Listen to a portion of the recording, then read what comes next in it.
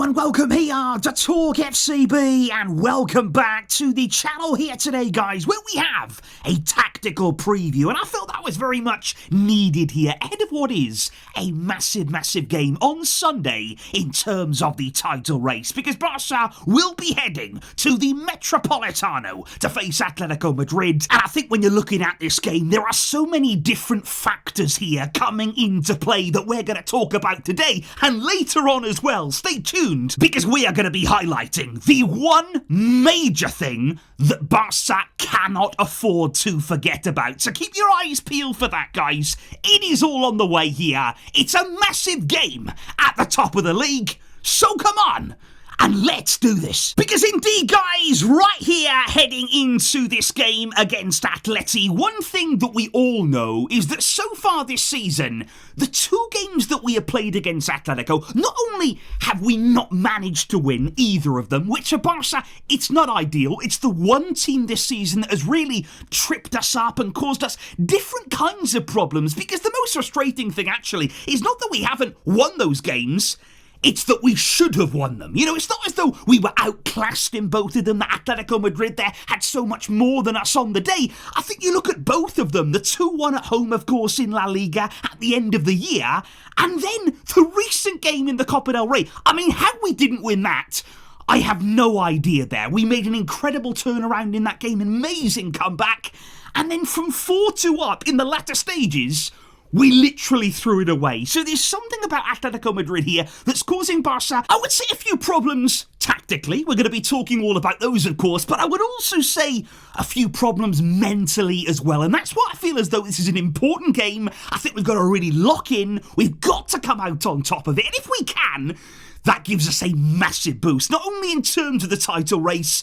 but it would be another big game, another big occasion where this Hansi Flick team has stood tall. Because let's be clear, guys, coming into this fixture right here, I think the one big thing straight away that you've got to say from a psychological point of view, the league table is significant. You know, a lot of teams coming into games like this, they'll say, okay, we're not thinking too much about the table, we're not thinking about the title race, we're just trying to play the game in front of us. But there's no way here that the table doesn't have an impact, that it doesn't have a bearing here on the thinking of the two coaches coming into this game. Because Barca, obviously, they have the upper hand. We are coming into this game 1 point ahead of Atletico Madrid in the title race and with a game in hand. So that's the potential there of a 4-point gap. And what that means, and I think it's really significant, especially when it comes to Atletico and their style of play and the way they approach games, it's very important here for me. They have nothing to protect. It's not as though they're coming into this game on top themselves. It's not as though they're going to force us to play. They're going to force us to come out.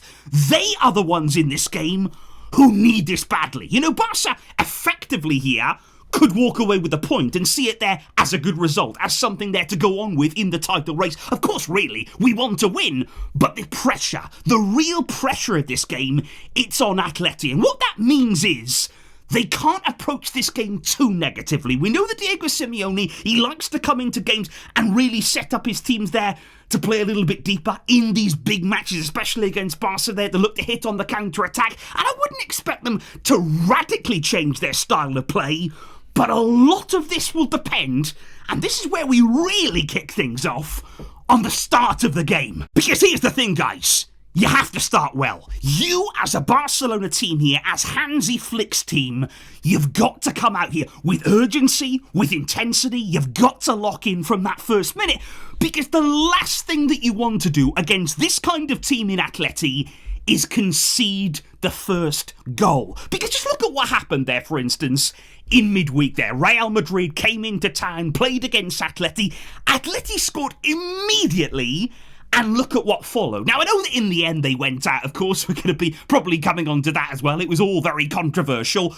But in terms of the 90 minutes, Real Madrid could do nothing. Atletico Madrid scored their goal, they had their shape, they were very compact, they sort of let the game just flow. You know, they didn't chase anything, they didn't go after it, not enough in my opinion, but what they were able to do after scoring early was shut the game down. Now that would be a nightmare for us, because the one thing that we would really struggle with here, and we have done all season, is deep blocks. We do not like it there when teams are setting up very, very deep, closing down the space, not allowing us there to really move in behind, really get on the end of things. What we don't want is to give Atleti the perfect ammunition to sit back, and that means starting the game well, putting the pressure on ourselves. Do not concede early, do not concede the first goal, because then what I think you'll find is that the game opens up. Because that's the other thing here, and that's the other thing thinking about midweek. You look at Barca, we had a midweek game, of course, on Tuesday, so we've already had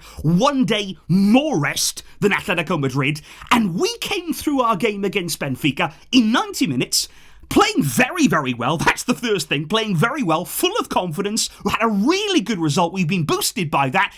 And we were even able to make changes as that second half went on there. We were able to change a few things around, rest a few players there, and we were able to come through that second half really, really comfortably. Now, you compare that with what Atletico Madrid went through. You look at the game itself on Wednesday. Not only did they have, yes, 1 day less rest, but they also went way beyond the 90. They played extra time there, 30 minutes more, and then all of those controversial penalties. And what's important here is not just to think about the physical side. They had to work so much harder. They had to run more. They will be more fatigued coming into this game. But think of the mental side too. They have been going through real turmoil over the past few days. And I think it's important here to make sure that Atleti feel that. You don't want to allow them to use that in the right way. Because like I say, if you let them start quickly, if they get an early goal, I'm sure the atmosphere inside the stadium on Sunday, it's going to be bouncing. So don't give them the ammunition there to really feel like they can turn things around, to put all of those negative emotions into this game. What you actually want to do is rob them of everything. Take all of the belief away. If we start quickly, if we start strongly in this game, if we were the ones to get the early goal, think how deflated they will feel. They've just come through extra time. They've got all the way to penalties. They've been knocked out of the Champions League controversially, and now they're feeling tired. They're feeling a little bit of a lack of belief, a lack of confidence, and then you score first and you score early against them. They will be on the floor. We have to put them there. That's what we have to do. That's our objective in this game. We have been frustrated against Atleti. We have been really, really hard done by in our games against them, which means that on Sunday, we put that right. Because indeed, guys, if we look actually here at the two teams that faced off in the recent Copa del Rey game, and it wasn't long ago at all, and like I say, it was a crazy, crazy game. From Barca's point of view, we should have won that game, and we should have won it comfortably. But Atleti, they are always there. They always make their way back. They always seem to find themselves in the game, even when they really, really shouldn't have been. And my big concern from that game was all about the runners from deep. Because throughout the season, we've seen Barca here defending with that incredibly high line. We've seen it in every single game. It will be no different in this one here. And what we've actually seen is many, many teams stay on the shoulder. You know that they're looking in beyond. They're trying to beat that line. They're trying to time it perfectly to play those passes in behind and exploit all of that space. What was interesting, though, about Atletico Madrid is that they weren't on the shoulder. That wasn't really where our concern was. It wasn't really to do with the high line itself. It was more to do with runs from deep. Because you've got players there like Antoine Griezmann, who is an incredibly intelligent player there. He can pick up pockets of space, he can roam there, he can see runs, he can understand the movements of his teammates. And then you've got somebody like Julian Alvarez, who in my opinion, he is unbelievable. He is an absolute world-class, world-beating player there, and he's so intelligent too. Now, you put Alvarez and Griezmann together, they're going to find ways to hurt you, and that's what we saw in the Copa del Rey. It was runs from deep from Alvarez. He's got a lot of pace, so he doesn't need to be on the shoulder. He can pick the ball up, and he can pick up that run nice and early and move in behind. But this is what I was saying after the Copa del Rey here, and looking at maybe a few things that could change in this Barca team in this game, you do wonder if we will see Araujo. Now, it's interestingly timed, of course, because Araujo played in midweek as well. So really, you wouldn't be changing anything. Are we just going to see here the same back line? We're going to see some consistency, and are we going to see Araujo there at centre-back?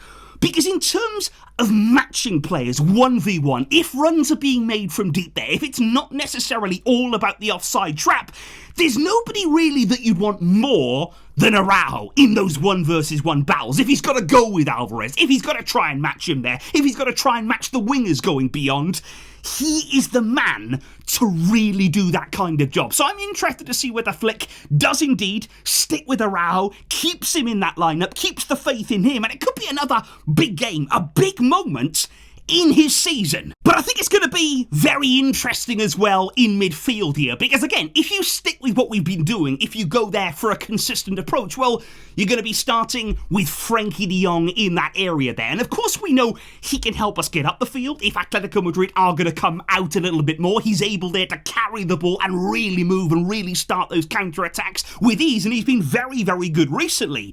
But there's also a case in this game too for Marc Gasardo, because when you're thinking defensively there, when you're thinking about players who can break up play, who can stop Atletico Madrid at source, you know, he can break things up there, he can stop those attacks before they really come to fruition. And what I would also say about Gasardo here, and what Barca need to be aware of too, it's not just about Julian Alvarez and Antoine Griezmann, because what you also need to keep an eye on here with Atleti are their wide players. And that's kind of interesting because they're not traditional wingers in this team, but they always find a way of popping up. I mean, look at the game in midweek there. Conor Gallagher, Real Madrid was so focused on Alvarez, on Griezmann, Gallagher comes into the box, they don't see it coming, and you've conceded a goal. And Atletico Madrid constantly do this here. They have wide players making those runs, making those late runs, unmarked, and they can really, really hurt you. So you need players there who are going to pick up those kinds of runs. And even recently, you're looking at midfielders who chipped in with goals for Atletico Madrid. In the Copa del Rey game, it was Marcos Llorente, given too much space, given too much time there on the edge of the box. He scored a crucial goal to make it 4-3. And of course, in the League game, it was Rodrigo de Paul on the edge of the box again. It's a great finish, and it's another goal from midfield from Atletico Madrid. So it's not just about the attackers here. Atletico can hurt you from several different areas, and these are all things that you've got to be aware of. But before I come on to the biggest thing of all, can I just say, and can we just stress here, guys, we have so many threats of our own too. You know, we're talking a lot about how to defend Atleti, how to stop Atleti here, to be aware of different things that they do in their team. But let's be honest, Barca have the tools. Barca have the quality in their team to cause any team in the world problems right now. And I would love this to become a more open game. And I'm sure that Simeone, he desperately wants to avoid that. He doesn't want to open up the space. He doesn't want to move up the field there. He doesn't want to give Barca any territorial advantage. But it could become one. Like I said before, if we score, if we strike early, if we make it an open game, they will have to play ball. And then we will really come to life. Because I'm thinking of Rafinha here with a little bit of space at the Metropolitano. I'm thinking here of Lamine Yamal, what he could do there in and around the penalty area if they give him too much space on the edge of the box. We all saw what he did against Benfica. There are options. There is quality in this Barca team. Dani Olmo can roam and really hurt them from several different areas. And of course, do not forget about Pedri Potter. He will be there whenever you need him. So Barca have enough quality. We've got to make the game our own. We've got to play it on our terms, and we can force Atleti to make it the game that we want. However, guys, and it's a big however, because can I just stress, and can we make it absolutely crystal clear coming into this game, if there is one thing that we must watch out for, if there is one thing that we must be wary of, it is Alexander Soroth. Now, can we just say, mark the man, if he comes on, because that's the thing about this, is it because he doesn't start games that we're not really aware of him? Is it that he just slips under the radar, he comes on as a sub, and then you just don't really know that he's there? He's come on for the last 20 minutes in both of our games against Atleti this season, and he has hurt us, and he's hurt us badly. He scored in the 93rd minute to make it 4-4 in the Copa del Rey. And of course in the league game, the 96th minute. And it was open. He was open. He was there. We left him all alone inside of the box. Please don't do that. And this is the thing, because he hasn't really hurt that many other teams. You know, he came on against Real Madrid in midweek. I barely saw the guy. we have to monitor him. We have to be aware of his presence here because, again, he'll probably come off the bench. He'll probably come on late in the game there. You've got to keep that concentration high. You've got to keep that focus for the full 90 minutes. Stop Sorloth. And please, stop Atleti. So indeed, guys, that right there is the lowdown ahead of what is expected to be an absolute cracker of a game on Sunday between Atleti and Barca. And all that we can hope is that we come out on top at last. It feels about time. It feels as though, okay, this is now our moment. We are approaching the business end of the season and we are starting to see the very, very best of Barca, guys. So please let me know in the comments down below here, what do you think we need to do to get the win? How would you approach the game tactically? And what do we need to watch out for from Atletico Madrid? I will see all of you guys very soon indeed for the full match preview. I'm excited about that and I thank you all for the fantastic support, guys. I will see you then. But until next time, as always, Vejka, El Barça.